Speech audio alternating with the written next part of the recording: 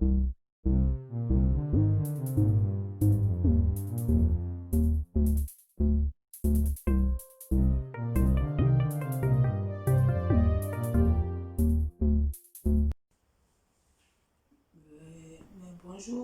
mes chers Ivoiriens,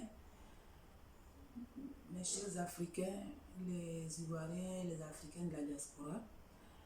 Je suis là ce matin pour statuer un peu sur la situation de la Côte d'Ivoire, ce qui se passe aujourd'hui dans notre pays, la Côte d'Ivoire.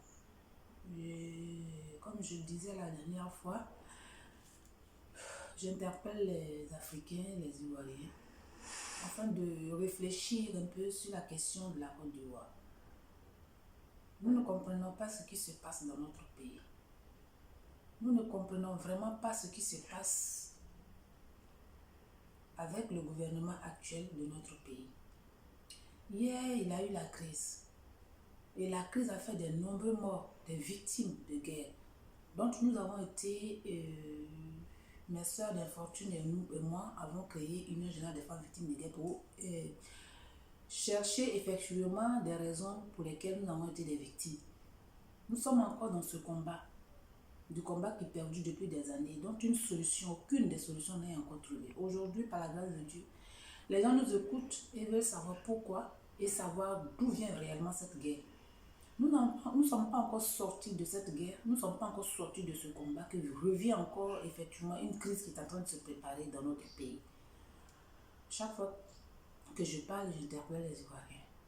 Et je leur dis de s'asseoir ensemble pour que nous puissions discuter, voir réellement ce qui se passe et trouver une solution réelle afin que vraiment ces absurdités-là s'arrêtent.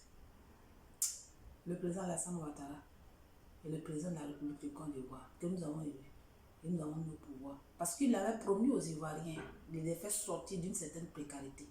Il a effectivement rassuré les Ivoiriens qu'il était celui, effectivement, qui pouvait enfin faire taire leurs souffrances.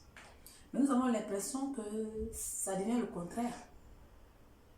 Plutôt que d'aider les Ivoiriens à sortir de la précarité, de la situation difficile, de cette situation précaire dans laquelle les Ivoiriens sont engloutis et ne savent même pas pourquoi. D'autant plus qu'il y a des Ivoiriens qui n'arrivent même pas à se nourrir. Il y a encore des orphelins de guerre qui ne savent pas pourquoi ils ont été des orphelins, qui ont perdu brutalement leurs parents. Les pères, nos enfants, nos maris. Qu'est-ce qui se passe? Est-ce que ça a été mauvais, ça a été méchant que des Ivoiriens arrivent effectivement à des choses qu'on appelle recevoir, à hériter effectivement de cette hospitalité que leur a laissé leurs aïeux? Est-ce que c'est mauvais d'accueillir les étrangers? Nous avons été effectivement généreux. Mais nous avons l'impression qu'aujourd'hui, nous sommes victimes de notre propre générosité. Depuis longtemps, avant que j'étais au pays, j'ai expliqué, j'ai parlé avec vous, les chers Ivoiriens. Je vous ai dit que la situation devient plus grave. Arrêtons nos intérêts personnels, arrêtons de courir derrière des politiciens, sans toutefois avoir effectivement l'idée que demain, si tout a basculé dans notre pays, la Côte d'Ivoire, c'est tout qui va en rude et nos enfants n'auront plus d'avenir. Aujourd'hui, nous sommes aujourd'hui des femmes seules parce que nous sommes des femmes victimes de guerre dont nous avons perdu les maris et les enfants. Ces femmes qui sont regroupées au sein de l'Union générale des femmes victimes de guerre qui cherchent réparation et qui n'ont pas encore compris, avec ces traumatismes qui règnent au sein de cette société. Ce n'est pas le moment encore de pouvoir détruire encore, de tuer encore des Ivoiriens. Alors, ce matin, je voudrais de grâce interpeller l'opinion nationale et internationale. Et je voulais interpeller surtout la France. Interpeller la France pour dire que ça suffit. Ça suffit parce que on ne peut pas continuer de tuer des enfants d'un pays qui la nourrit. C'est de nos ressources humaines. qui s'enrichissent la France et d'autres pays occidentaux. C'est de nos ressources humaines. C'est de la richesse de nos terres qu'a laissé nos aïeux. Hier, nos parents étaient des esclaves. Ils ont été des esclaves pour effectivement permettre à leur génération que nous sommes de vivre, de pouvoir vivre et qu'on puisse avoir une histoire, mais une histoire positive. Cette histoire finalement positive se transforme en négatif. Qu'est-ce que la France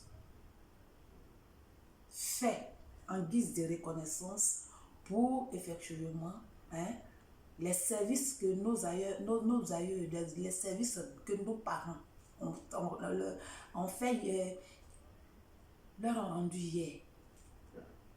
Nos parents, ils se sont transformés en tirailleurs. Nos parents qui ont combattu pour la France. Aujourd'hui, pour ses intérêts personnels, est encore en train de nous imposer des hommes politiques pour leur intérêt personnel. Quand est-ce que la France va reconnaître le bienfait de la Côte d'Ivoire et des Ivoiriens et encore le bienfait de l'Afrique? De grâce, nous qui sommes les leaders d'opinion, qui avons la force du grand nombre, qui avons dans l'association, nous qui effectivement sommes sur le terrain pour voir la souffrance des Ivoiriens, nous disons à la France que ça suffit. Ça suffit parce que nous ne pouvons pas continuer dans ça. Moi, je suis une victime de guerre, mais j'étais encore une victime d'âme. J'ai été une victime de guerre de la France. Comme si ça ne suffisait pas, mes enfants encore étaient des victimes de guerre de la France. C'est ce que je suis en train de dire. Mes propres enfants, pour un regroupement familial, mon fils est tombé malade. Et malgré sa maladie, la France refusait de le faire venir, tout simplement parce que j'ai posé une plainte et demandé une réparation pour les victimes de guerre à la France. Qu'est-ce que nous avons fait pour mériter cette méchanceté? Alors, Alassane Ouattara, arrête. Arrête, s'il te plaît. Arrête de tuer les Ivoiriens, s'il te plaît.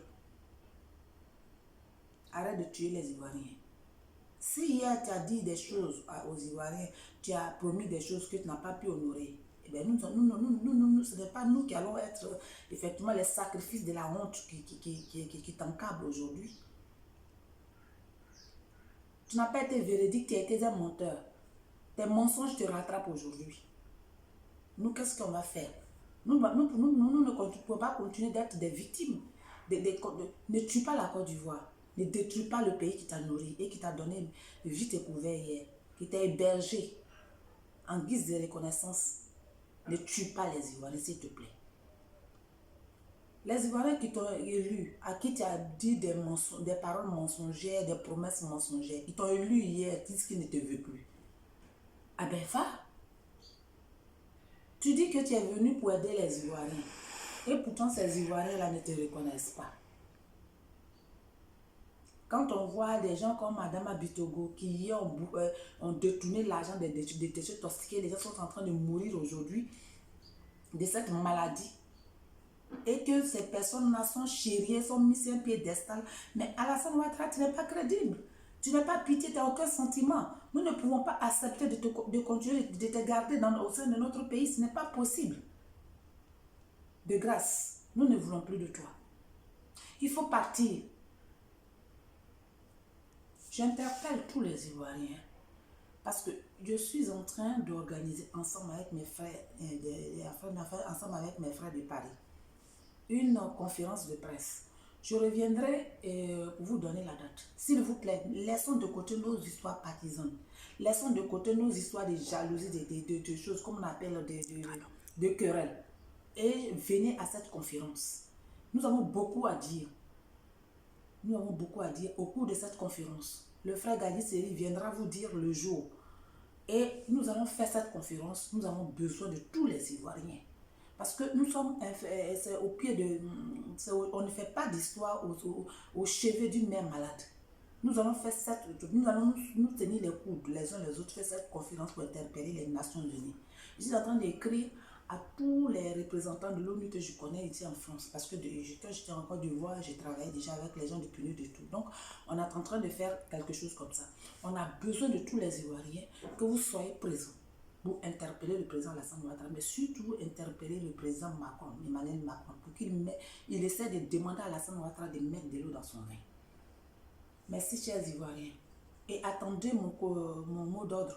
Les Ivoiriens de France, nous allons nous retrouver en France et nous allons faire cette conférence.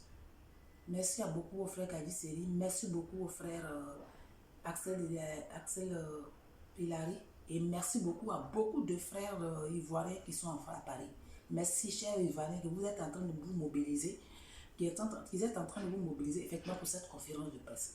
Je n'ai pas les moyens, je n'ai pas les possibilités, mais j'ai vu aujourd'hui la force du grand nombre, la force des Ivoiriens. Aujourd'hui en Côte d'Ivoire, tous les Ivoiriens se mobilisent pour réclamer justice à la France. Que la Côte d'Ivoire soit bénie, mais que les Ivoiriens aussi soient bénis. Après que nous avons fait libérer notre pays, nous pourrons continuer dans nos histoires partisanes. Ça, c'est le linge sale qui se lave en famille. Alors, j'aurais besoin de tous les Ivoiriens de la France, que ce soit en Belgique, tous ceux qui sont qui entendent. Vous viendrez en France, à Paris, pour faire cette conférence. Que Dieu vous bénisse.